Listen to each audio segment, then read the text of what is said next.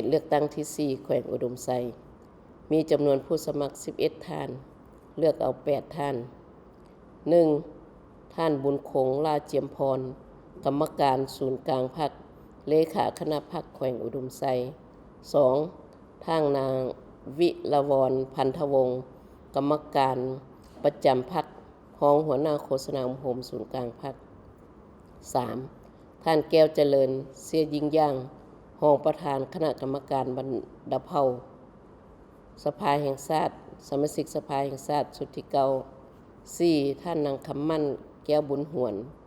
กรรมการประจำพรรคแขวง 5. ท่านอินทาลือนามจักร กรรมการพรรคแขวง ประธานองค์การกวดสอบประจำภาคเหนือ 2. 6. ท่านดร.นางสิทธิวรณ์ หงสาคร หัวหน้าองค์การกระแดงแขวง 7. ท่านจิโรโซตุกีรองประธานศาลประชาชนแขวง 8. ท่านนางมณีจุ ยาจงว่างรองเลขาคณะบริหารงานสาวหนุ่มแขวง 9. ท่านสมพร นาวฮือว่างรองหัวหน้าห้องว่าการสภาประชาชนแขวง 10. ท่านคอนศรีไสยมรรองหัวหน้าแผนกกสิกรรมและสิ่งแวดล้อมแขวง 11. ท่านพันโทแก้ววิเศษ ลูกศรน้อย